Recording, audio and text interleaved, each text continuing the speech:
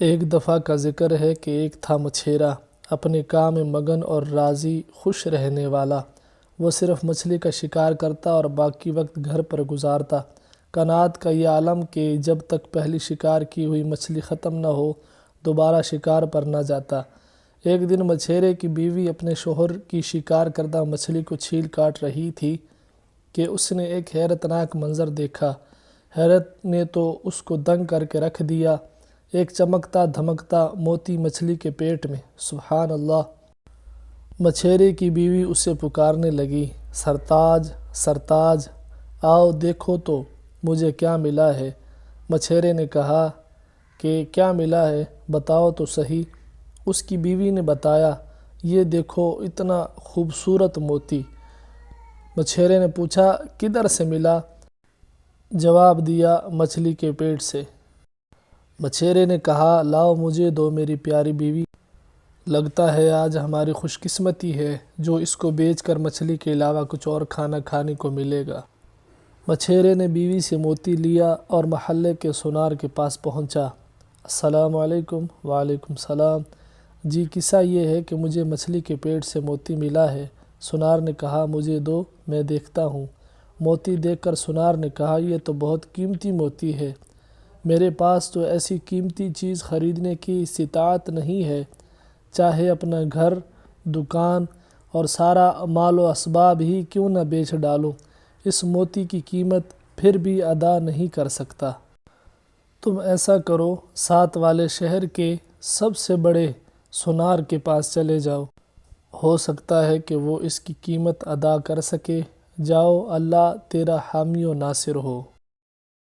مچھیرا موتی لے کر ساتھ والے شہر کے سب سے امیر کبیر سونار کے پاس پہنچا اور اسے سارا قصہ کہہ سنایا۔ سونار نے کہا، مجھے بھی تو دکھاؤ، میں دیکھتا ہوں ایسی کیا خاص چیز مل گئی ہے تمہیں۔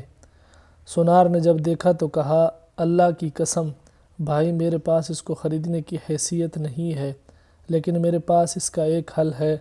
تم شہر کے والی کے پاس چلے جاؤ، لگتا ہے ایسا موتی خریدنے کی اس کے پاس ضرور حیثیت ہوگی۔ مدد کرنے کا شکریہ، میں چلتا ہوں والی شہر کے پاس۔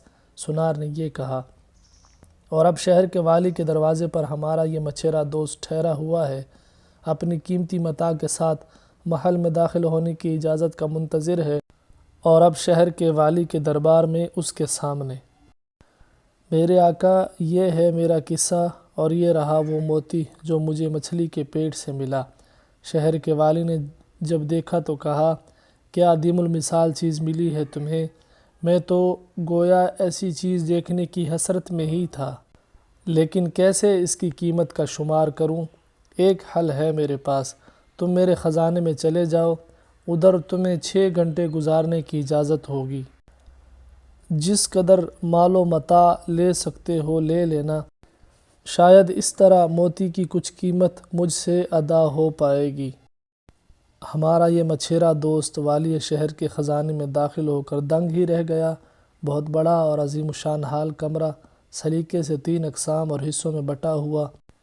ایک قسم ہیرے جواہرات اور سونے کے زیورات سے بری ہوئی، ایک قسم ریشمی پردوں سے مزین اور نرم و نازک راحت بخش مخملیں بستروں سے آراستہ، اور آخری قسم کھانے پینے کی ہر اس شے سے آراستہ جس کو دیکھ کر منہ میں پانی آ جائے۔ مچھیرے نے اپنے آپ سے کہا، 6 گھنٹے؟ مجھ جیسے غریب مچھیرے کے لیے تو بہت ہی زیادہ مہلت ہے یہ۔ کیا کروں گا میں ان 6 گھنٹوں میں آخر؟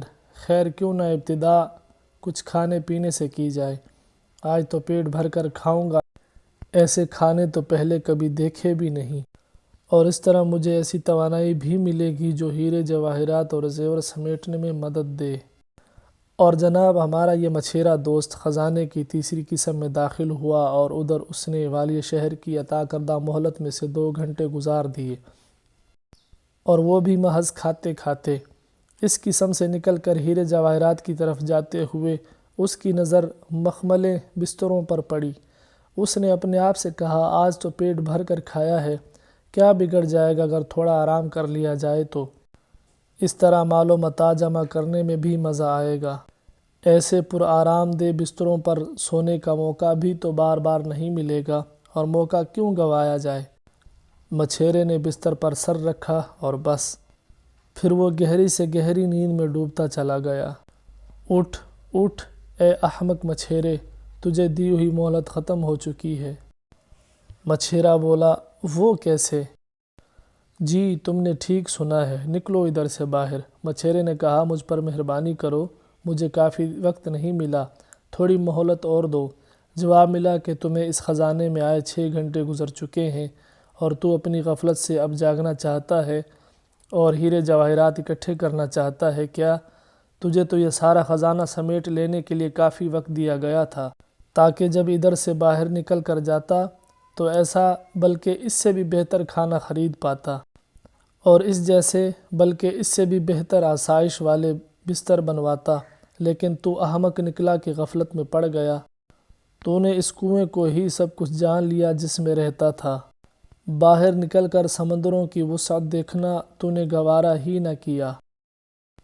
نکالو باہر۔ نہیں نہیں، مجھے ایک مہلت اور دو، مجھ پر رحم کھاؤ۔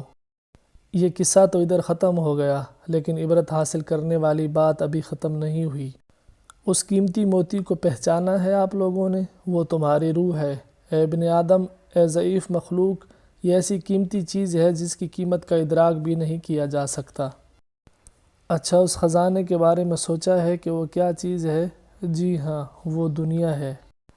اس خزانے میں رکھے گئے ہیرے جواہرات وہ تیرے اعمال صالحہ ہیں، اور وہ پرتعیش اور پرآسائش بستر وہ تیری غفلت ہیں، اور وہ کھانا پینا وہ شہوات ہیں۔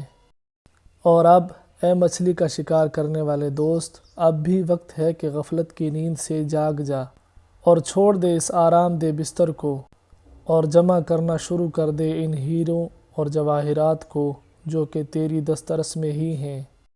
تجھے محض حسرت ہی رہ جائے گی۔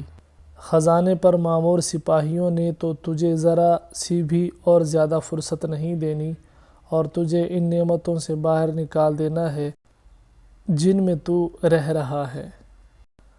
اللہ تعالی ہم سب کو آخرت کی تیاری کرنے کی توفیق عطا فرمائے، آمین۔